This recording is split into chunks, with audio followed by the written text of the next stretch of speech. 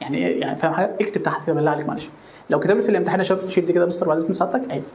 كتب لي في الامتحان European countries تاخد ايه ولا ان يا شباب؟ يعني تاخد ايه ولا ان؟ اكتب لي تحت كده بالله عليك معلش بس عشان عايز اشوف حاجه كده معلش. يا اهلا بكم شباب اولى ثانوي، اخباركم ايه؟ يا رب تكونوا بخير وحشيني جدا جدا. طيب النهارده ان شاء الله معانا يونت 4 الوحده الرابعه. يونت يا شباب بصوا الصراحه يعني اليونت دي طويله شويه. هو انت هتفهم ان شاء الله افكار مهمه جدا، وانت عارف ان انا بتاع افكار مش هسيب لك حاجه الا لما اقولها لك خلاص. بس في حاجات انت مطلوب منك انك تحفظها، لازم تحفظها خلاص، عشان الوحده دي محتاجه منك حفظ شويه بس. والفهم انا طبعا مش هاثر معاك ان شاء الله بفضل الله، مش هاثر معاك في اي حاجه، بس في جزء انت لازم تحفظه خلاص يا شباب. بس كده قبل ما نبدا يا ريت لايك كومنت كويس، خلي الحلقه تنتشر عشان اعمل لك حلقات ثانيه كتير ان شاء الله والناس كلها طبعا تستفاد، ده يعني اهم حاجه عندي اصلا يعني خلاص. قبل ما نبدا يا ريت لايك كومنت كويس، يلا بينا نبدا. نيجي دلوقتي يا ابطال مع اول حاجه معانا النهارده في يونت 4 السبوره الاولى، بنتكلم على الاسماء المعدوده والاسماء غير المعدوده. بص بقى الاسماء المعدوده ساعتها خدتها قبل كده يعني على فكره في ابتدائي اصلا. اسماء مستر ينفع اعدها عادي، وفي حاله المفرد منها لازم احط قبلها او ان. تاني كده الاسماء المعدوده ينفع اجمعها، تجمع يعني ينفع اجمعها عادي، وفي حاله المفرد منها بس بحط قبلها او ان. مثال لو قلت لسعادتك دلوقتي عربيه، يعني عربيه واحده خلي بالك، والعربيه تنفع اجمعها، يبقى في حاله المفرد منها مستر احط او ان، يبقى عربيه واحده كار، ما تقولش كار بس. اتفقنا الحته دي؟ لان هي حاجه ينفع اعدها عادي، ينفع اعدها، يبقى في حاله المفرد منها احط قبلها او ان. قلم يعني بن، برافو عليك صح، ما تقولش بن بس لان دي حاجه ينفع اعدها، وفي حاله المفرد منها بس يا مستر لازم نحط او ان قبلها. طيب تفاحه يعني مستر ان ابل، برافو عليك صح، لان انا تفاحه واحده ان ابل. السبوره الثانيه هقول لك امتى بحط او ان، اتقل استنى شويه عليها. تمام، يبقى اسمها مستر المعدوده في حاله المفرد منها بحط او ان وينفع اجمعها عادي. طيب في ملحوظه صغيره يا شباب لازم برضو ابينها، يعني مثلا عندي قلت لك عربيه واحده، قلت لي كار يا مستر اجمعها كده كارز، وخلي بالك طالما انا جمعتها لا يجوز احط او ان قبلها خلاص، ده في حاله المفرد بس، خلي بالك اصحى. يبقى لو قلت كار جمعها يا شباب كارز، ينفع بقى كارز دي احط قبلها ما ينفعش. ليه؟ لان انا جمعتها اصلا، فطالما جمعتها ما ينفعش احط قبلها او ان. بحط او ان يا شباب في المفرد بس، خلي بالك دي فكره ممكن تجيلك في الامتحان، او ان في المفرد بس. تمام. لاحظ بقى حاجه ان انا هنا جمعت بالاس يا شباب صح؟ خلي بالك من حاجه، انا ممكن اجمع بالاي اس، يعني مثلا لما قلت سعادتك واتش معناها ساعه يا شباب، جمعها ايه؟ واتشز، جمعت بالاي اس ماشي عادي. قلت لسعادتك سيتي، سيتي يعني مدينه يا شباب، مدينه واحده سيتي اهي، اجمعها كده سيتيز، جمعتها بالاي اس او سوري بالاي اس عادي يا مستر ماشي مش مشكله. ده زي المضارع البسيط كده يا مستر، لما بحط الفعل اس اي اس اي اس بالظبط، لما تلاقي الاسم ده اخره او او اكس او سي اتش او اس اتش او اس اس بحط يا شباب اي اس، زي كلمه واتش اخرها سي اتش حطيت اي اس. طيب عندي اسم يا مستر اخره واي وقبله ساكن بحط اي اس، بشيل واي واحط اي اس، غير كده احط اس بس. يبقى انا ممكن اجمع بالاس بالاس بالاس. على فكره معلومه مش هتكون مهمه، انا عارف مش هتكون مهمه بالنسبه لك الا وانت بتكتب بس، غير كده مش هتستخدمها يعني المعلومه دي. تمام. خلي بالك من حاجه، ان انا عندي بعض الاسماء يا شباب اللي هي حاله الجمع منها بتكون شاذه، يعني مثلا غير منتظمه. يعني لو اقول ساعتك مثلا الراجل يعني تقول له مستر مان، طب اجمعها كده من بس، ايه ده فين الاس؟ مفيش اس، ده يا شباب جمع غير منتظم مش بحط اس ولا الكلام ده خلاص. طيب خلي بالك من حاجه غريبه جدا، لو قلت ساعتك مثلا ادير، يعني تقول له يا مستر ادير دي معناها غزاله واحده، طب اجمعها كده، سبحان الله يا مستر هكتب دير بس كده انا جمعتها. ايه ده؟ يعني لو انا قلت ادير بقت غزاله، شلت الاء بقت غزلان كتير. ايوه، وده في الامتحان هتوقعك شويه. عارف زي ايه؟ زي خروف شيب، شيب خروف واحد، لان انا قلت يبقى ده مفرد صح؟ طب انا شلت الاء شيب بقت خرفان كتير. وفي حاجه انت لازم تكون واخد بالك منها، طالما يا ابطال انا حاطط اس اي اس اي اس، جمعت غير منتظم، بعض الاسماء اللي انا مستر مش بغير فيها حاجه بشيل بس، ده يا شباب في الامتحان يبقى جمع خلاص، كل ده بقى جمع خلاص. طالما انا شلت الاء خلاص بقت جمع، شلت الان خلاص بقت جمع. يعني انا في الامتحان لو دخلت لقيت الراجل كاتب لي كارز، تاخد از ولا ار يا شباب؟ تاخد ار، انا جمعت. طب لو قلت كار تاخد از، ما انا يا ابني مفرد. طب لو قلت لك سيتيز تاخد وز ولا وير؟ تاخد وير، ما هو جمع يا مستر. قلت لسعادتك من رجال تاخد هاف ولا هاز؟ تاخد هاف، ما انا جمعت يا ابني خلاص. بص بقى الحته اللي جايه دي، لو قلت لك دير تاخد هاف ولا هاز؟ هتاخد هاف. طب لو قلت لك دير تاخد هاف ولا هاز؟ هتاخد هاز بس. طب في الامتحان دي ممكن توقعك، دي اخر واحده دي. ليه يا مستر؟ هقول لك. دخلت الامتحان انت مش عارف بقى دي جمع ولا مفرد، دخلت الامتحان لقيت راجل كاتب لك سبيس كده ار نايس انيمالز مثلا، تاخد في الامتحان في الاختيارات دير ولا دير بس. اتفضل كده تعرف تحلها تحت. اتفضل. مستر ار جمع، يعني اساسا دير غلط، ده دير ده مفرد يا شباب، غزاله واحده. في الامتحان برضو لو قال لي شيب، خروف واحد بس يا شباب، لانه قال لي قبلها ده خروف واحد بس. طب لو قلت شيب بس من غير ده جمع خلاص في الامتحان. الاجابه الصح يا مستر دير هي اللي معناها غزلان عشان كاتب لي ار. طب لو شال لي ار وكاتب لي لا يبقى دير بس. خلي بالك من الحته دي في الامتحان بقى، فكره دير واشيب في الامتحان مهمه جدا. لو كتب لي دير او شيب مفرد، طب كاتب لي شيب او دير جمع في الامتحان. حلو جدا يا مستر كلامك ده. خلاص يا شباب. طيب يبقى ده الاسماء المحدوده جمعتها يا مستر عادي بالاس، وفي حاجات ثانيه غير منتظمه بحفظها. وخلي بالك يا مستر من الاسماء اللي هي نوت تشينج، مش بغير فيها حاجه زي الغزاله كده والخروف. تمام. طيب الحاجات دي كلها يا شباب في الامتحان بتاخد حاجه اسمها ميني، معناها كثير من. يعني ممكن اقول ميني كارز، صح يا ابني عادي، الكثير من العربيات. كلمه ميني معناها الكثير من. طيب ممكن اقول فيو، قليل من. فيو سيتيز، القليل من المدن، ماشي عادي. ممكن اقول فيو من مثلا، القليل من الرجال، عادي مش مشكله. في الامتحان يا شباب ميني فيو افيو تيجي مع الاسماء اللي هي ينفع عدها. ميني فيو افيو تيجي مع الحاجات اللي انا ينفع عدها. بس خلي بالك لازم أن تكون جمع، يعني ميني دي ما تجيش، ما فيش حاجه اسمها ميني اكار، لا، ما هي معناها كثير من، يعني حاجه جمع. قول ميني كارز لازم يبقى ميني تيجي مع الحاجات اللي هي معدوده مستر، بس لازم تكون جمع مش مفرد.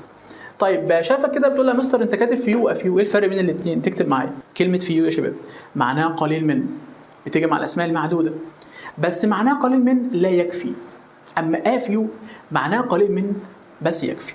طب انا اعرف ازاي في الامتحان يا مستر ان الشيء ده يكفي ولا ما يكفيش؟ في الامتحان الراجل مش بيسيبك كده، لازم يكتب لك حاجه. يقول لك مثلا I have space pounds but I can't take a taxi. انا معايا جنيهات تعد، بس انا ممكن اخد تاكسي. يبقى هو لو كتب لك فيو باوندز ولا فيو باوندز، فيو باوندز ولا فيو باوندز، انت قلت لها مستر فيو دي معناها يكفي، فيو دي ما يكفيش، بس هو قال لك بعدها ان انا ممكن اخد تاكسي، يبقى هو ده يكفي ولا ما يكفيش؟ يكفي. يبقى الصح فيو باوندز. طب قال لي يا مستر but I can't take a taxi، بس مش هعرف اخد تاكسي، يبقى يكفي ولا ما يكفيش؟ ما يكفيش، يبقى فيو باوندز. يبقى الفرق بين فيو وفيو ان فيو لا يكفي، فيو يكفي. حلو جدا الكلام ده، بس خلي بالك من حاجه، الثلاثه دول يجوا مع الاسماء المعدوده. تمام. ده بالنسبه لشباب الاسماء المعدوده ينفع اجمعها. في حاله المفرد منها بحط قبلها وان، احط قبلها مستر ميني فيو افيو عادي ولا يحصل اي حاجه. وخلي بالك من دي في الامتحان هتجيلك السنه دي. حلو جدا الكلام ده. طيب بعد كده الاسماء الغير معدوده يا شباب، الانكاونتبل ناونز. ايه الاسماء الغير المعدوده؟ ايه اللي هو يا مستر من الاخر ما ينفعش اجمعها وما ينفعش احط قبلها ولا الاسماء غير المعدوده ما ينفعش اجمعها ولا احط قبلها ولا طيب زي ايه يا مستر الاسماء المعدوده وما تقدمش عشان في افكار بعد الكلام ده؟ في افكار بتاعت امتحان فتقل. الاسماء غير المعدوده يا شباب زي السوائل، زي مستر السوائل دي ممكن اقول لكم مثلا تي شاي، ممكن اقول لك ووتر مياه، كل ده في الامتحان يا ابني لا يعد. يبقى انا ما ينفعش اقول تي ووتر، لا. طب تنفع تجمعها تقول ووترز. يبقى الاسماء اللي هي لا تعد يا شباب زي السوائل كده ما ينفعش احط قبلها لا ولا ان ولا اجمعها بالاسم.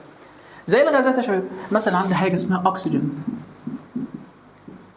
الاكسجين يا شباب اي غازات في الامتحان لا تعد، يعني هنا ما ينفعش اقول ان اكسجين، مش حاجه اسمها كده لانها لا تعد، ما ينفعش احط قبلها لا ولا ان. الوجبات يا شباب مستر دينر مثلا، بس في افكار يعني كل حاجه لها فكره، اتقل شويه في افكار مهمه جدا على الكلام ده. الوجبات ما ينفعش اجمعها، ما ينفعش تقول لي دينر، لا ما ينفعش. ما ينفعش تقول لي دينرز، لا ما ينفعش. ما ينفعش تحط قبلها لا ولا ان ولا تجمعها بالاسم. اللغات يا شباب مستر عندي مثلا انجلش كلغه، انجلش كلغه يا شباب لا تعد، ما تقولش ان انجلش، لا. انجليشز ايه ده؟ تجمعها بالايه ده؟ ما ينفعش اجمعها. المواد الدراسيه يا شباب زي مثلا يعني فيزيكس، فيزياء، ماشي. كل ده يا شباب في الامتحان ما ينفعش يا مستر احط قبلها لا ولا ان ولا اجمعها بالاسم. عندي الانشطه الرياضيه مثلا يعني حاجه زي سويمنج يا شباب، السباحه يا مستر، ماشي كلامك حلو. ينفع تحط سويمنج؟ لا. ينفع تحط قبلها بعدها لا. تمام. الرياضات يا شباب مستر فوتبول مثلا، اي رياضه يا ابني، اي رياضه تحط قبلها فوتبول، مش حاجه اسمها كده. تنفع تجمعها بالاسم؟ ما ينفعش. المواد الخام يا شباب زي مثلا قطن، القطن ما ينفعش اجمعها بالاس ولا احط قبلها لا ولا ان. الظواهر يا شباب حاجه زي اللايت مثلا، الضوء، ده في الامتحان ده ما ينفعش اجمعها، ما ينفعش تقول لي لايت. هو ينفع الصراحه بس مش هتبقى بمعنى الضوء، هقول لك دلوقتي الافكار. ولا احط بعدها اس شباب غلط، ما ينفعش. طيب عندي الاسماء المعنويه اي حاجه ما ينفعش تمسكها، زي مثلا يا شباب بيس السلام.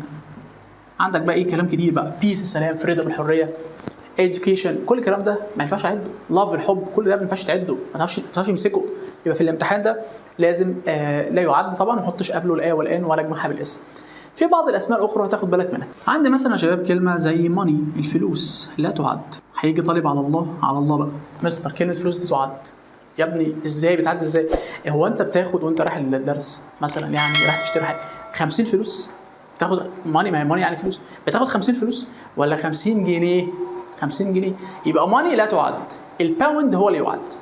يبقى انت تقول لها مستر 50 باوندز، صح؟ ينفع تقول لي 50 ماني؟ ايه الهبل اللي احنا فيه ده؟ ما ينفعش. يبقى ماني لا تعد، الجنيهات هي اللي تعد، اما ماني لا. تمام؟ يبقى كلمه ماني لا تعد. كلمه رابش يا شباب، القمامه لا تعد. القمامه لا تعد. فرنتشر، الاثاث، عفش البيت بتاع سعادتك لا يعد. طب يعني يعني ينفع تحط قبله الايه والان ولا ينفع تحط بعده اس؟ خلي بالك من حاجه بقى، الاسماء غير المعدوده بتاخد حاجه اسمها ماتش، بمعنى كثير من. اقول يا شباب ماتش ووتر، صح؟ ما هي لا تعد، يبقى ماتش ووتر. طيب ليتل، قليل من. اقول يا شباب ليتل مثلا ممكن اقول لك ليتل اوكسجين، صح؟ ليتل اوكسجين، القليل من الاكسجين، عادي. ليتل لايت، عادي، القليل من الضوء، عادي خالص. يبقى الاسماء اللي هي غير معدوده بتاخد ماتش بمعنى كثير منه. طب الاسماء المعدوده يا مستر كانت بتاخد حاجه اسمها ميني، اصحى بالله عليك. طيب الاسماء غير المعدوده بتاخد حاجه اسمها ليتل، معناها قليل منه. طب الاسماء يا مستر اللي هي معدوده اصلا بتاخد حاجه اسمها فيو، مش ليتل. الاسماء يا مستر غير المعدوده بتاخد حاجه اسمها ليتل، بس الاسماء المعدوده سعادتك بتاخد افيو. طيب ايه الفرق يا مستر ما بين ليتل واليتل؟ نفس الحوار بالظبط، من فيو وافيو.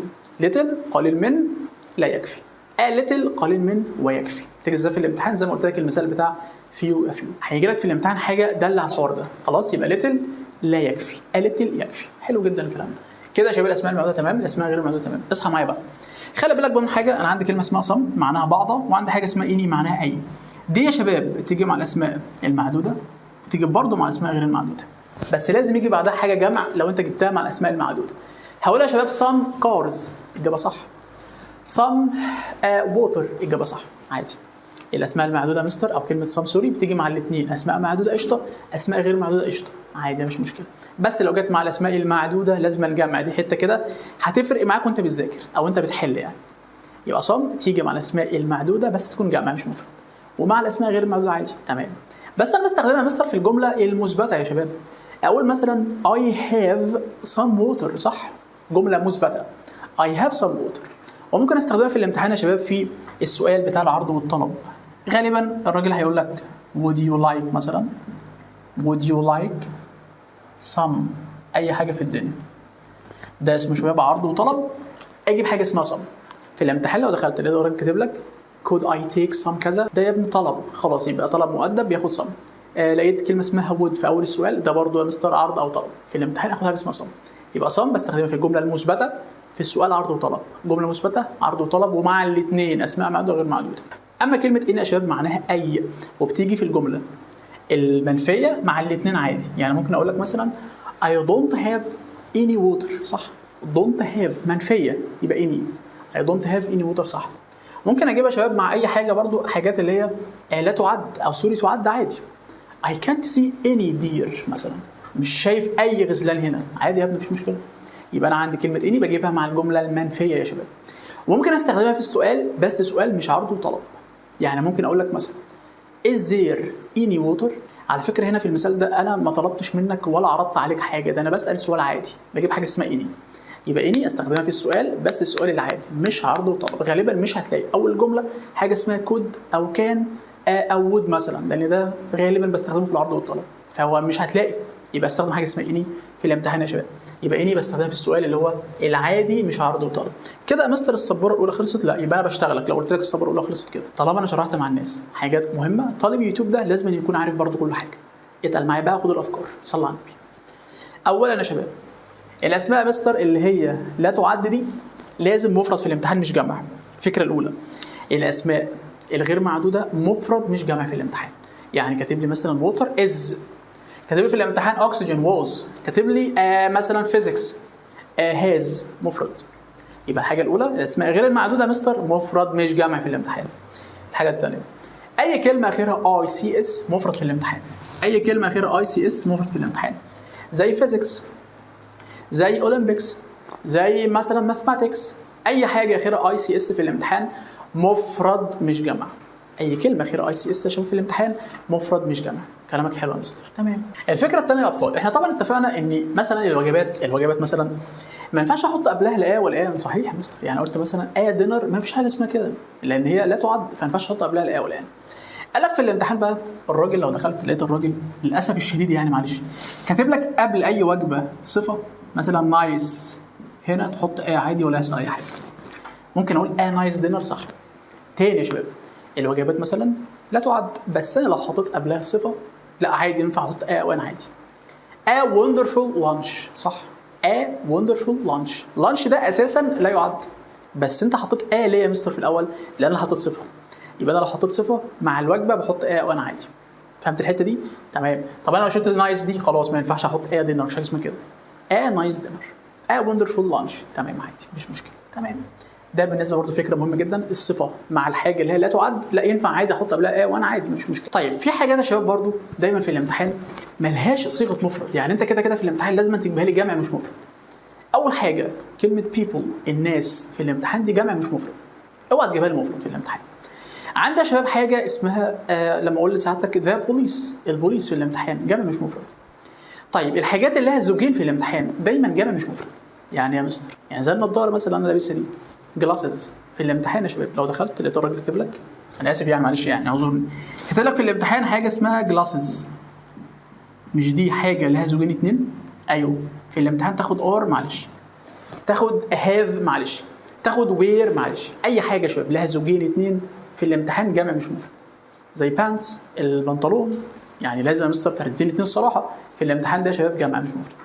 طيب انا عندي اي حاجه بقى زي ما قلت لك يعني حاجات كتير بقى، حاجات اللي هي دايما مقص مثلا، عندي حاجات كتير يا شباب بقى، حاجات ليها زوجين اتنين دايما في الامتحان جمع مش مفرد. سوكس شرابات، الحاجات دي كلها يا شباب في الامتحان جمع مش مفرد لان هي لها زوجين اتنين، يعني لازم اعملها جمع مش مفرد. الراجل في الامتحان بقى حب يشتغلك، هقول لك تعالى بقى انت بتسمع كلام مستر محمود، طب تعالى كتب لك في الامتحان a pair of glasses. في الامتحان يا شباب ياخد is ولا ياخد ار مثلا يعني. فطبعا الراجل اللي قال لك انت بتسمع كلام مستر محمود، طب تعالى بقى a pair of glasses، قول له استنى ثانيه واحده، المستر محمود قالها لي وهيقولها لي دلوقتي. كلمه a pair of يا شباب في الامتحان معناها زوج من، يعني يا مستر زوج من يعني حاجه واحده بس، يعني is هي اللي صح في الامتحان. تاني كده معلش، الحاجات اللي لها زوجين اتنين جمع ولا مفرد؟ جمع، الا في حاله واحده بس، لو كتب لي قبلها a pair of، وهجيبها لك على فكره في الامتحان، لو كتب لي قبلها a pair of زوج واحد من النضاره، يعني حاجه واحده من النضاره، مفرد في الامتحان مش جمع، يبقى اقول اس. يبقى لو كتب لي في الامتحان جلاسز بس ار، a pair of glasses is. فهمت حاجه؟ قشطه يا مستر ماشي. اخر فكرتين يا شباب، اخر فكرتين معايا في السبوره الاولى، طبعا انا مش بكروت عشان تكون عارف، مش بكروت حاجه. طيب الحاجه الاولى ان احنا شباب عندنا بعض الحاجات او يعني الاسماء اللي هي لا تعد، انت عرفت اللي هي مفرد صح؟ يعني انا مثلا في الامتحان معلش يا شباب لو دخلت لقيت الراجل كاتب لي ووتر لوحدها كده، تاخد از ولا ار يا شباب؟ مستر تاخد از، برافو عليك لانها لا تعد. طيب لو دخلت الامتحان لقيت الراجل حب يشتغلك بقى، كتب لك ايه؟ جالك هنا وكتب لك 3 bottles of water نقط، تاخد يا شباب بوز ولا وير؟ في تكمله جمله هنا بس عشان في ناس ماسكه الحته دي معلش. 3 bottles of water 3 ازايز ميه في الامتحان، تاخد از ولا ار او سوري ووز ولا وير؟ شغل دماغك كده شويه. انت قلت لنا يا مستر ان ووتر لوحدها تاخد مفرد، يعني اذا تاخد ووز يعني خلاص. بس انا شاب لو جزأت، يعني جزأت يعني مثلا قلت 3 ازاز ميه، 4 شرايح من اللحمه، 5 برطمانات من المربى مثلا، ما هي المربى لا تعد، بس انا قلت 5 برطمانات من المربى، لا انا كده على فكره ينفع اجمعها عادي لان انا جزأتها. يبقى في الامتحان لو الراجل كتب لك 3 ازاز من الميه، وير هي اللي صح الصراحه، يعني بتجمع خلاص مفيش مشكله. طب لو كاتب لي ووتر لوحدها يبقى بوز بس. يبقى لو جزأ الحاجه لا تعد دي خلاص تبقى جمع. قلت لك 5 slices of meat 5 شرايح من اللحمه، مفرد ولا جمع؟ جمع والله. طيب ميت بس، لحمه بس، لا مفرد خلاص. يبقى انا لو جزأت يا شباب اجمع عادي، ما جزأتش يا شباب ما اجمعش عادي، يبقى مفرد. دي فكره مهمه جدا من الافكار المهمه جدا في الامتحان. اخر فكره يا شباب، بعض الاسماء كده خلاص بجد اخر فكره، في بعض الاسماء في الامتحان بتيجي بمعنيين اتنين، ممكن تيجي بمعنى، فلو جايب المعنى ده ينفع احط قبلها عادي وينفع اجمعها عادي. لو جت بمعنى تاني ما ينفعش احط قبلها لا ولا اجمعها. يعني سبحان الله، ايه ده زي ايه يا مستر؟ بص بقى معايا في يا شباب مثلا يعني كلمه اسمها لايت، وفي حاجه اسمها لايت بس. ركز معايا بالله عليك، الكلام ده كله عندك في الكتاب على فكره، اي كتاب خارجي. لايت معناها مصباح كهربائي، لمبه. طيب لايت بس يا مستر معناها الضوء. الضوء. طب انا في الامتحان اعرفها ازاي؟ هيديك حاجه، هيديك دليل على الموضوع. دخلت الامتحان الراجل كتب لك the sun الشمس gives us نقط and heat. نقط and heat هكتب لك كل حاجه على الشاشه. light and heat ولا light and heat بس؟ قلت لنا يا مستر light مصباح كهربائي، يعني قلت الشمس بتدينا مصباح كهربائي وحراره، ايه ده؟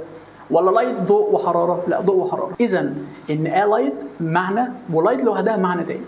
يبقى انا في بعض الكلمات كده لو حطيت قبلها بتدي معنى، ما حطيتش وما ينفعش احط اصلا لو انا عايز المعنى ده، يبقى في الامتحان بمعنى تاني خالص. يبقى لايت لمبه ولايت ضوء. يبقى لايت هي اللي صح في المثال اللي انا قلت لك ده. ذا sun gives us light الضوء and heat. في كلمات تانية يا مستر غير كده؟ ايوه في كلمات كتير الصراحه. عندي مثلا يا شباب ايرن وان ايرن. ايرن حديد، ان ايرن مكوه. مكوه، انت بتكوي بالي دول. في الامتحان هو عايز منك معنى مكوه ولا عايز منك حديد؟ لو جت بمعنى حديد خد ايرن من غير ان. لو عايز منك بقى معنى مكوه ان ايرن. في الامتحان يا شباب ان اورنج واورنج بس. اورنج بس من غير ان دي معناها اللون البرتقالي. شوف حلو، والله حلو يا مستر منك اللون البرتقالي دي. اللون البرتقالي يا شباب ان اورنج معناها برتقاله بقى انت بتاكلها. في الامتحان قال لك اديني ايه تو ايت عشان اكله، اورنج ولا ان اورنج؟ لو انت اورنج يعني انت هتجيب لون برتقالي تشربه، ايه ده ازاي؟ ان اورنج معناها البرتقاله نفسها. صح، ان اورنج هي اللي صح. يعني في كلمات كده بتمشي معنيين يا شباب. جلاس واجلاس. جلاس معناها الزجاج نفسه، الماده الخام نفسها. اما اجلاس كوبايه يا مستر من الازاز. في الامتحان الراجل هيقول لك اديني يا ابني نقط عشان اشرب. جلاس ولا اجلاس اوف ووتر؟ اجلاس اوف ووتر، لان اجلاس اوف ووتر معناها يعني كوبايه من الازاز فيها ميه. اما جلاس بس الماده الخام نفسها هتموت الراجل كده. يبقى في الامتحان يا شباب في بعض الكلمات بتكون بمعنى وبمعنى تاني على حسب مستر المعنى ده هو عايز مني ايه، المعنى ده ولا المعنى ده بس. يبقى دي تركيبه مهمه جدا جدا الصراحه من افكار الامتحان دي يا شباب. بما يرضي الله السبوره الاولى معايا النهارده بالنسبه للاسماء المعدوده والاسماء غير المعدوده. نخش دلوقتي على السبوره الثانيه اللي انت هتعمل معايا مجهود شويه فيها، لان هي الصراحه عايزه حفظ. عايزه حفظ، وانا قلت لك عليه اول الحصه عشان انا امين معاك اصلا الاول خالص الحمد لله. فبقول لك دي عايزه حفظ بقى، ركز معايا. طيب نيجي دلوقتي يا ابطال مع جزئيه مهمه جدا جدا معايا، والجزئيه دي على فكره هتفيدك جدا جدا ان شاء الله في ثانيه ثانوي وفي ثالثه ثانوي.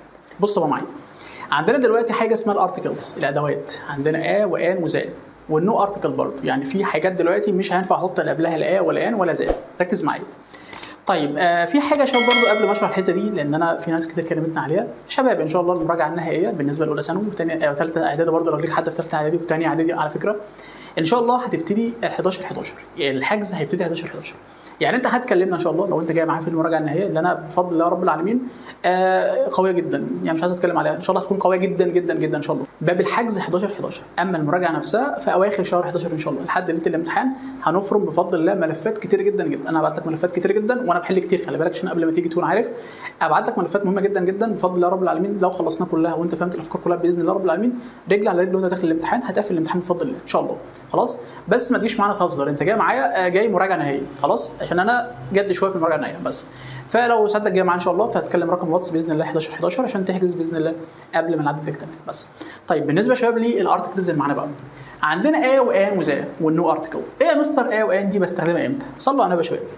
كلمه وان دي الاداه او ان دي يا شباب في الامتحان لازم استخدمها قبل الاسم اللي لازم يكون مفرد يا مستر. معلش يا مستر يكون نكره، ومعلش يا مستر لازم ينفع عدل. تاني كده، او ان مش هتستخدمها الا مع اسم مفرد نكره وينفع عدل. يعني ايه اسم؟ يعني مش فعل. ما ينفعش تقول لي سليب، ايه الهبل ده؟ ينفع تقول لي كار، صح، لان كار اسم. يبقى الشرط الاول من وان قبل الاسم. بعد كده يكون مفرد. ينفع تقول لي كارز؟ لا، انت قلت لنا اصلا يا مستر في السبوره الاولى كار بس. يبقى يكون اسم مفرد. يكون نكره يا شباب، يعني حاجه انا مش عارفها. امبارح يا مستر شفت قطه، انا مش عارف القطه، خلي بالك. تقول لي اي سو كات، كات على طول. ليه كات؟ لان انا مش عارفها، نكره مش عارفها ايه القطه، انهي قطه دي، فاهم؟ يكون نكره. وينفع تعد، يعني مثلا ما تقولش ووتر، لا. يبقى 4 شروط مهمين جدا: اسم مفرد نكره يعد، اسم مفرد نكره يعد. تمام. الحته اللي جايه دي بقى صايعه قوي. الحته اللي جايه دي امتى بستخدم وامتى استخدم عشان هتعمل لك مشكله كبيره جدا انا عارف لحد ثالثه ثانوي. ركز معايا بقى وصلي على النبي. يا شباب بستخدمها قبل الاسم المفرد النكره اللي هو ينفع اعده ده، بس يا مستر لازم يكون بادئ بصوت ساكن، زي مثلا ابوك. البي يا شباب صوت ساكن، ما تقولش حرف ابوس ايدك، خلاص هو صوت ساكن يا مستر فبحط قبله تمام. اما الاداه يا شباب بستخدمها قبل الاسم المفرد البادئ بصوت متحرك، ما تقولش حرف، بصوت متحرك. زي يا مستر الاصوات المتحركه، يعني مثلا قلت لسعادتك ان اج، ماشي؟ الايه يا شباب صوت متحرك. طب هي ايه الاصوات المتحركه؟ يعني انا هفهمها لك كده عشان انت ممكن برضو الموضوع بالنسبه لك هيكون صعب. بص بقى، صلى على النبي. فاكر انت لما كانوا بيضحكوا علينا في الابتدائي يقول لنا الاصوات الحروف المتحركه الاي والاي والاي والاو واليو؟ هو كلامه شويه صح، بس خلي بالك من حاجه. الاي يا شباب لو صريحه كده تبقى صوت متحرك، الاي نفس الحوار، الاي نفس الحوار، الاو نفس الحوار، بس اليو لازم تكون مش يو صريحه، مش يو، لا مش يو، تبقى زي كلمه امبريلا. امبريلا، امبريلا على فكره بادئه بحرف اليو صح، بس انا قلت يومبريلا ولا قلت امبريلا؟ امبريلا. يبقى اليو لو اتنطقت زي اليو اللي في كلمه امبريلا تبقى متحركه يا مستر، برافو عليك صح. طب انا دخلت الامتحان لقيت الراجل كاتب لي، بص حابب يشتغلني، كاتب لي يونت. بذمتك اليو دي زي اليو اللي في كلمه امبريلا؟ لا، ده يا مستر منطوقه يو صريحه في الامتحان دي مش ان. تاني يا شباب، اليو لو اتنطقت زي اليو اللي في كلمه امبريلا متحرك، يعني تاخد ان صح. بس لو اتنطقت يو صريحه زي يونيفرستي، يونيفورم، اليو هنا يا شباب مش زي امبريلا، لا ده يو صريحه في الامتحان تاخد مش ان. يبقى يونيفرستي جامعه، يونت، يونيفورم، شوف يو كل ده يو صريح، ده ساكن مش متحرك في الامتحان. حلو جدا. طيب دخلت الامتحان لقيت الراجل حابب يشتغلك برضه، معلش كاتب لك حاجه اسمها يوروبيان كانتري، وكاتب لك بقى، تعالى نتدرب مع بعض يا شباب. كاتب لي مثلا في الامتحان اس ام اس، كاتب لي في الامتحان اونست. حل معايا كده الحاجات دي كلها كده، تاخد والان يعني مع بعض كده نتدرب مع بعض. كاتب لي في الامتحان سكول، كاتب لي في الامتحان يا شباب اس او اس مثلا يعني. بص يا مستر صلى على النبي عليه الصلاه والسلام، انت قلت لنا دلوقتي ان انا باخد بالي من الحرف، يعني المنطوق مش المكتوب. ايوه برافو عليك صح. وكلمه يا مستر اوروبي دي اسمها يوروبيان كانتري، يوروبيان كانتري، يعني الاي صباح الفل مش بتتنطق اصلا، ده اليو هي اللي بتتنطق في الامتحان، هي اللي صح. اقول يوروبيان كانتري ليه يا مستر؟ ده الاي مكتوب يا ابني، مالكش دعوه بالمكتوب، ليك دعوه بالمنطوق. هل انت بتنطق الاي هنا؟ لا والله ما حصل. انت بتقول لي ايه يوروبيان؟ ايه الهبل اللي احنا فيه ده؟ اليو هي المنطوق الاول، وهي ساكن على فكره هنا لان انا قلت يو صريحه، يبقى في الامتحان. طيب انطق دي كده اس ام اس، اس ام اس، بذمتك الاس وانت بتنطقها كده مش حاسس ان في كسر في الاول؟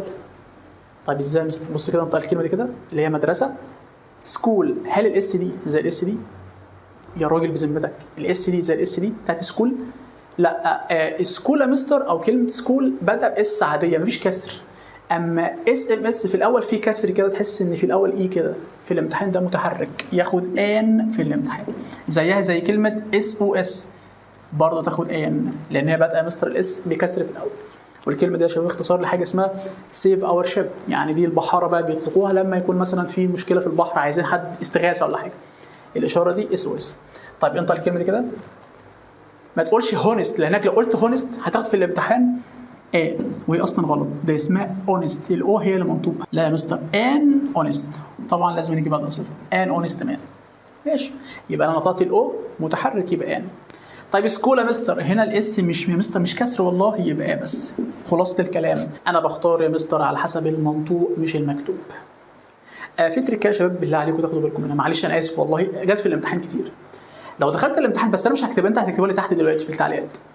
لو انا دخلت الامتحان لقيت الراجل كاتب لي European countries، European countries جمعها يعني في اس هنا، في اس ان اي اس ان، تاخد ولا ان؟ يعني ايه يعني؟ فاهم حاجه؟ اكتب تحت كده بالله عليك معلش. لو كتب لي في الامتحان يا شباب، شيل دي كده مستر بعد اذن سعادتك اهي، كتب لي في الامتحان European countries، European countries، تاخد ولا ان يا شباب؟ يعني تاخد ولا ان؟ اكتب لي تحت كده بالله عليك معلش، بس عشان عايز اشوف حاجه كده معلش. وطبعا لو في ناس اكيد ان شاء الله رب العالمين ناس ترد صح، تكتب اجابات صح، هعمل لها لاف عليها. لو ما لقيتش ناس عارفه، بس اكيد ان شاء الله في ناس كتير عارفه، هكتب الاجابه انا خلاص. طيب كده احنا مستر عرفنا ازاي بنختار وان. طيب انا بستخدم اصلا وان في ايه؟ انا عرفت ازاي بحط A1 خلاص. طب بستخدمها في اول حاجه قبل الوظائف يا شباب. استخدام الاول قبل الوظائف، هتكتب معايا وتحفظ.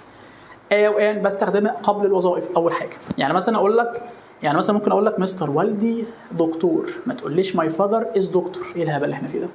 ماي فاذر از ا دكتور قبل الوظيفه. ماي براذر از ان انجينير، تمام، قبل الوظيفه A و N صح، تمام، برافو عليك. الاستخدام الثاني بستخدم كلمه A او N يا شباب لما اذكر اسم مرتين في الجمله. المره الاولى A و N. تاني لو انا قلت اسم في جمله واحده مرتين، ذكرته مرتين اتنين. اول مره او يعني ازاي؟ الصراحه يا شباب امبارح شفت قطه، بص امبارح I saw a cat, the cat was nice مثلا. يعني عندنا القطه مرتين اتنين اهي، ادي قطه يا مستر وهي نفس القطه اتذكرت مرتين اتنين. اول مره بقى بحط قبلها او يعني. طب انا مثلا قلت امبارح شفت فيل I saw an elephant، يبقى الاسم المذكور مرتين، اول مره A او N. تاني مره زي هتاخدها دلوقتي، هي كلمه زي الصراحه انا كتبتها هنشوفها دلوقتي. يبقى الاستخدام الثاني يا مستر لو في اسم مذكور مرتين اتنين في الجمله، يعني اول مره بختار A او N، ثم بعد كده هقول لك تختار حاجه اسمها زي. الاستخدام الثالث يا شباب لو معايا اسم مفرد او معايا جنسيه وبعدها اسم مفرد لازم. يعني مثلا ممكن اقول لك an American boy صح، an American boy صح، جنسيه بعدها اسم مفرد. اسالك سؤال بقى، دخلت الامتحان لقيت الراجل كاتب لك بريتش، واحد بريطاني بس كده، ما كتبلكش بعدها اسم مفرد، هل ينفع اقول قبلها بريتش؟ لا مش هينفع. ليه يا مستر؟ لان الجنسيه يجي بعدها اسم مفرد، الجنسيه لازم يجي بعدها اسم مفرد. مفيش حاجه في الامتحان اسمها بريتش. ايه الهبل اللي احنا فيه ده؟ بريتش بوي صح، صح، بريتش بوي صح. طيب انا مستر شلت البوي دي، يبقى مفيش حاجه اسمها بريتش، غلط. يبقى انا في الامتحان الجنسيه لازم يكون بعدها اسم مفرد زيها بالظبط. واستخدام رابع لو معايا اسم مفرد ومعايا صفه، يعني مثلا قلت a tall boy، صفه بعدها اسم مفرد tall boy صح، يبقى a tall boy. خدناه في الترجمه اساسا، دي انت كنت معانا في الكورس شهر 7 خدنا الكلام ده كله على فكره، شرحت الدرس ده. a tall boy معايا صفه ومعايا اسم مفرد، يجوز مش يجوز ده انت لازم تحط a و n. يبقى a tall boy an old man، an old man صح يا مستر والله. طب ينفع اقول an old؟ مش هينفع. الصفه لازم يكون بعدها اسم مفرد، الجنسيه لازم يكون بعدها اسم مفرد، تمام. الاستخدام الاخير يا شباب لما انا اجي اتكلم او ادي معنى في كل او لكل. يعني مثلا قلت لك ميسي حبيب قلبي، ده انت راجل بتحب كريستيانو خلاص تمام، انت بتحب كريستيانو انا بحب ميسي، هل بقى في جدال في النص؟ لا ما تبقاش بارد، خلاص انت بتحب كريستيانو وبحب ميسي، خلاص خلصت خلاص تمام. طيب بعد كده يا شباب لو انا قلت مثلا يعني ميسي حبيبي ده ترينز بيتدرب 7 hours a day. انت عارف كلمه ايه هنا معناها ايه؟ معناها لكل، معناها لكل او في كل. يعني ميسي بيتدرب 7 ساعات في كل يوم. ايه ده؟ كلمه جت بمعنى في كل او لكل؟ ايوه ممكن تيجي بمعنى لكل او في كل يعني عادي. يبقى كلمه يجوز استخدامها بمعنى لكل او في كل. يبقى دي استخدامها يا شباب ترجع معلش الفيديو وتكتب الحاجات دي كلها، وان برضه خلاص. طيب بعد كده يا مستر حاجه اسمها ذا. امتى بستخدم ذا يا شباب؟ اول حاجه في استخدامات ذا لما انا اذكر اسم مرتين. المره الاولى فاكر انت بتاعت القطه دي اهي I saw a cat. تاني مره بص انا كتبت ايه؟ كتبت ذا. يبقى استخدام ذا اول استخدام لما اجي يا شباب اذكر اسم مرتين، بس هو في المره الثانيه بحط قبله ذا. خلاص يبقى في اسمين اتنين، اول مره او ان، تاني مره ذا. ده الاستخدام الاول ذا. بعد كده يا ابطال بستخدم كلمه ذا مع اسم فريد في الكون. يعني يا مستر اسم فريد في الكون دي ان شاء الله، يعني مثلا قلت ساعتك ذا مون مثلا يا شباب، مثلا يعني ذا صن. يا ابني ما مون ده واحد بس يا ابني، بعيد عن ميسي، هو قمر تاني ميسي بس، يعني قمر واحد بس في الحياه. يبقى ذا مون يا شباب قمر واحد بس، ذا صن واحد بس برضه. تمام حلو جدا كلامك يا مستر. يبقى الحاجه واحده بس في الكون يا شباب، لازم في الامتحان اجيب حاجه اسمها ذا، حاجه واحده في الكون لازم نجيب حاجه اسمها ذا. الاستخدام الثاني بستخدم ذا يا شباب مع التفضيل. لما اقول لسعادتك ذا بيست، قلت لسعادتك ميسي افضل لاعب في العالم، مصمم النهارده على ميسي ده، هقول لسعادتك ميسي از ذا بيست. ايه ده؟ يعني انت بتحط ازاي قبل صفات التفضيل يا مستر او صيغه التفضيل؟ ذا بيست، ذا موست اكسبنسيف، ذا ليست كراودد. حلو يا بتاع كريستيانو تمام. يبقى ذا بيست، هو عارف نفسه، خلي بالكم يا شباب انا بقول كده عشان في حد كده مستفز انا عارفه يعني مش مهم. يبقى ذا بيست اجابه صح. يبقى صيغات التفضيل يا شباب في الامتحان بحط ذا. تمام. يبقى هنا الى الان يبقى كلمه ذا يا شباب في الامتحان بستخدمها مع الاسم اللي يذكر لتاني مره، اسم فريد في الكون، بعد كده صيغات التفضيل. تمام. بعد كده يا شباب ممكن استخدم كلمه ذا على البحار والمحيطات والكتب المقدسه، سلاسل الجبال، كل ده في الامتحان بختار ذا عادي. يعني كتبت في الامتحان يا شباب مثلا ذا هولي قرآن، القرآن الكريم، ذا خلاص. ذا ريد سي، بحر يا ابني، البحر الاحمر، ماشي. يبقى البحار والمحيطات يا شباب في الامتحان بتاخد ذا، والكتب المقدسه وسلاسل الجبال. بس خلي بالك من حاجه، في كده الصراحه بحيره يا شباب رخمه شويه اسمها ليك ناصر. ناصر دي في الامتحان لا بتاخد ولا ذا ولا بتاخد اي حاجه. ليك ناصر في الامتحان يا شباب مش بتاخد حاجه، هي بحيره بس مش بتاخد حاجه، تحفظها زي ما هي كده، اعتبرها شاذه خلاص. طب هي بتاخد ده في الامتحان، بتاخد حاجه اسمها نو ارتكل، اللي هو مش اداه، مش بحط حاجه. يبقى البحار والمحيطات وسلاسل الجبال والكتب المقدسه كل ده بحط زي قبله يا مستر الا ليك ناصر. تمام. بعد كده ابطال مع او قبل الاجزاء بتاعت اليوم والزمن بشكل عام. يعني مثلا اقول سعادتك ذا مورنينج، the afternoon، the evening، الصبح، المساء يا مستر، بالليل، عادي، كل ده زي في الامتحان. the past، in the past، ما ده فترة من الزمن يا ابني. the future، المستقبل. the present، المضارع. كل ده يا شباب الفترات دي في الامتحان زي. بستخدم زي يا شباب برضو لما اجي اتكلم على فصيلة الحيوان، ودي فيها تركية صحيح قوي في الامتحان هقول لك دلوقتي. يعني ايه يا مستر بستخدمها مع فصيلة الحيوان؟ لو انا عايز اتكلم يا شباب على يعني حيوان، عايز اذكر الفصيلة كلها. مثلا يعني دخلت الامتحان الراجل قال لك the lion، هنا يا شباب قصدي الاسد كفصيله، يعني بتكلم على فصيله الاسود. يعني يبقى انا في الامتحان لو الراجل دخلت عايز فصيله الحيوان نفسه، يعني لو كتب لي في الامتحان the elephant قصدي يا ابني الفيله كلهم، يعني او الفيل كفصيله. يعني في الامتحان تاخد ذا. دخلت الامتحان معلش الراجل حب يشتغلك بقى، معلش انا اسف، كتب لك في الامتحان يسترداي. اصحى معايا، الافكار دي كلها بتاعت الثانويه، ما انت ما ينفعش تكون طالب ثانويه وانت مش عارف الافكار دي كلها، تبقى على الله، لازم تكون عارف الافكار دي كلها. yesterday I saw نقط يا شباب، كاتب لي the lion ولا a lion. وطبعا ممكن اقول لك مثلا at the zoo، في حديقه الحيوان. يلا yesterday امبارح I saw كذا at the zoo، شفت امبارح يا مستر في حديقه الحيوان كذا. the lion الفصيله كلها بتاعت الاسود، ولا a lion اسد من ضمن الاسود. اسد من ضمن الاسود، هي اللي صح في الامتحان. يبقى هنا مش بتكلم يا شباب على الاسد كفصيله، انا بتكلم على اني شفت اسد من ضمن الاسود. كلامك حلو والله يا مستر، ماشي. زيها بالظبط لما اجي طبعا هستخدم زي مع الاختراعات برضو. يعني عايز اقول مثلا الطياره كاختراع، ذا بلين، صح، كاختراع. الطياره مستر كاختراع، ذا بلين هاز ميني ادفانتجز. الطياره هنا بتكلم على كاختراع، لها الكثير من المزايا، ماشي. ذا كمبيوتر، الكمبيوتر نفسه انا هنا بتكلم عليه كاختراع، صح. بس انا قلت لك بقى والدي امبارح اشترى لي ذا كمبيوتر ولا اي كمبيوتر. والدي امبارح اشترى لي ذا كمبيوتر الاختراع نفسه ولا اي كمبيوتر، واحد من ضمن الاختراعات، واحد من ضمن الاختراعات. اي كمبيوتر هي اللي صح، زيها بالظبط زي الفصيله يا شباب. شفت امبارح في حديقه الحيوان يا مستر لاين يا ابني، مش ذا لاين، ايه الهبل ده؟ انت مش بتتكلم على الجنس نفسه، انت بتتكلم على حاجه من ضمن الجنس ده. يبقى لاين هي اللي صح، زيها بالظبط زي الاختراعات هتيجي في الامتحان. تمام. وما تجمعش بعد اذنك، ما تقولش ذا بلينز الطيارات، لا، ذا بلين بس مفرد، وقصدي على الاختراع نفسه يعني. تمام. بعد كده يا شباب مع الالات الموسيقيه، ذا بيانو، ذا جيتار، اي الات موسيقيه بستخدم زي الترتيب يا شباب، اي حاجه داله على الترتيب، زي مثلا ذا فيرست، عدد الترتيبات، ذا فيرست، ذا سكند، ذا ثيرد، الاول الثاني الثالث في الامتحان ده ترتيب. بستخدم زي يا شباب مع الهيئات والمنظمات. يعني ايه الهيئات والمنظمات؟ والمناخ على فكره، يعني قايل لي ذا كلايمت، صح، ذا ويذر الطقس، صح، ما هو ده مناخ الصراحه. كتب لي في الامتحان ذا جفرمنت، يا ابني ما ده هيئه. ذا بريس الصحافه، ما دي هيئه في المجتمع. ذا جفرمنت حاجه في المجتمع. يبقى الهيئات والمنظمات، المناخ، كل ده في الامتحان ذا.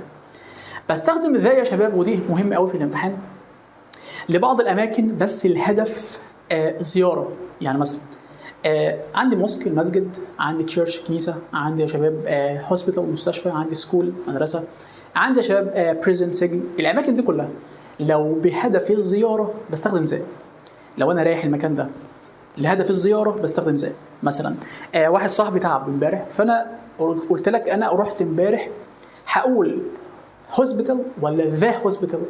ذا هوسبيتال. ليه ذا هوسبيتال؟ لان انا رايح لحد زياره، انا رايح له هو اللي تعبان على فكره.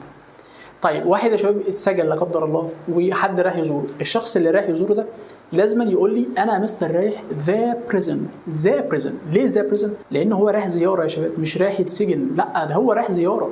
انا رايح لابن اخويا المدرسه، انا خلصت التعليم خلاص بس انا رايح له المدرسه، هقول ذا سكول ولا سكول بس؟ ذا سكول يا مستر. حتى في واحد قال لي يا مستر بقول لك ايه، هو انت كده كده رايح زياره لحد، لو رايح زياره لحد انجز كده زي خدها معاك. قلت له والله العظيم انت عبقري، لا صح، لو انت رايح زياره لحد خد معاك زاد، لو رايح زياره لحد خد معاك زاد، زياره بقى المستشفى مدرسه اي حاجه خد معاك زاد. برافو عليك صح، يبقى الزياره باخد معاها زاد. طيب للامانه برضو في حاجه اخيره عشان كده اكون غطيت معاك كل حاجه بفضل الله يعني في زاد. لو انا يا شباب اقصد واحد بس في الدوله مثلا بختار زاد، يعني مثلا الرئيس واحد بس فبقول ذا بريزيدنت بس. الكينج الملك بتاع الدنمارك مثلا فاقول ذا كينج اوف دنمارك. ليه؟ لان هو واحد بس في الدوله دي، يبقى الشخص الواحد بس مفيش منه اثنين يا شباب، الرئيس واحد بس الكينج واحد بس. في الامتحان ده بحط قبله زي كده بفضل الله خلصت معاك ذا. طيب اخر حاجه بقى حاجه اسمها نو ارتكل، وطبعا انا كنت امين معاك من الاول ان انت لازم تكتب الكلام ده عشان هتتعب لو ما كتبتش الكلام ده. اخر حاجه يا ابطالنا حبايبنا حاجه اسمها نو ارتكل. يعني يا مستر نو ارتكل يعني سعادتك لا بتحط ولا بتحط ان ولا ذا ولا اي حاجه، بتختار نو ارتكل. امتى؟ اول حاجه مع الجمع يا شباب بوجه عام. يعني ايه الجمع بوجه عام؟ يعني انا قلت لسعادتك مثلا الرابتس الارانب ار نايس انيمالز، الرابتس اللي هم الارانب يعني حيوانات رائعه جدا مستر وجميله جدا. هل انا ذكرت انهي ارانب بالظبط؟ انا بقول لك الارانب عموما يعني. في الامتحان ما تاخدش حاجه طالما انا بقصد يا شباب، طالما انا بقصد يا شباب الجمع بشكل عام مش بخصص. في الامتحان لازم في الامتحان يا ابني ما تجيبش حاجه نو ارتكل. بس يا مستر بقى لو انت حددت، لو انا حددت ازاي حددت؟ مثلا قلت لك كده الرابتس in my garden are nice مثلا. في الامتحان يا ابني تاخد نو ارتكل ولا ذا؟ يلا عم مش هصعب عليك. rabbits in my garden، هل هنا يا شباب في تخصيص؟ هل في تخصيص ولا مفيش؟ مستر in my garden دي انت خصصت، طالما خصصت خد ذا انجز في الامتحان. طالما انا خصصت في الامتحان لازم انزل، ما خصصتش ما تاخدش حاجه، ودي قاعده غاليه قوي. عند التخصيص ناتي بزاد، عند التخصيص ناتي بزاد. تمام. طيب يبقى الجمع بشكل عام يا شباب ما ينفعش اجيب حاجه نو ارتكل، بس لو خصصت بقى اختار حاجه اسمها زاد. تمام. بعد كده بستخدم كلمه نو ارتكل لما اجي اتكلم على الاماكن اللي هي انا رايحها يا مستر بس عشان الغرض اللي اتعمل عشانه. يعني مثلا المستشفى والسجن والمسجد والكنيسه قلت لك المستشفى الحاجات دي كلها. هو انت اساسا مثلا تعبان، انت اللي رايح المستشفى زياره ولا انت رايح عشان تتعالج؟ رايح عشان اتعالج، يبقى انت في الامتحان اسمها هوسبيتال بس من غير ولا ان ولا ذا، لان انت رايح للغرض ده. واحد صغير يا مستر، عيل صغير كده رايح للمدرسه، هو رايح عشان يتعلم؟ ده هو ما خلصش تعليم، ده هو رايح عشان يتعلم. يبقى في الامتحان هيقول لي يا مستر بكره انا رايح سكول على طول، مش زي سكول ولا حاجه، لان هو رايح يتعلم يا ابني، رايح للغرض ده. مسلم داخل مسجد، مسيحي داخل الكنيسه، ماشي، ما هو ده رايح للغرض، رايح يصلي. تقول لي موسك من غير اي اضافه، وده يقول لي رايح للتشيرش من غير اي اضافه. يبقى في الامتحان ده رايح للشيء ده نفسه وده رايح للشيء ده نفسه. في الامتحان نو ارتكل لان هو رايح للغرض ده الاساسي ده. تمام. كلمه نو ارتكل اوعى تستخدمها لي مع الاسماء اللي هي المعنويه. يعني ايه اسماء معنويه؟ زي ما قلت لسعادتك قبل كده، كتبت لك هنا تقريبا في الحته دي كده، لما قلت لك بيس السلام، فريدوم الحريه، سكسس النجاح، ما ينفعش استخدم اي حاجه. لو انا قصدي النجاح بشكل عام يعني ما ينفعش استخدم اي حاجه، لا زي سكسس ولا ولا ان ولا الكلام ده. بس يا مستر لو ساعات تخصصت تجيب زي سكسس يو ميد لاست يير واز جريت.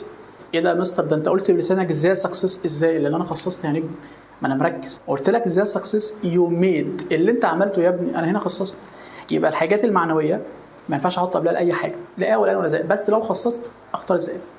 طيب القارات يا شباب واسماء المدن والدول ما ينفعش احط قبلها لا زي ولا ولا اي حاجه، نو ارتكل.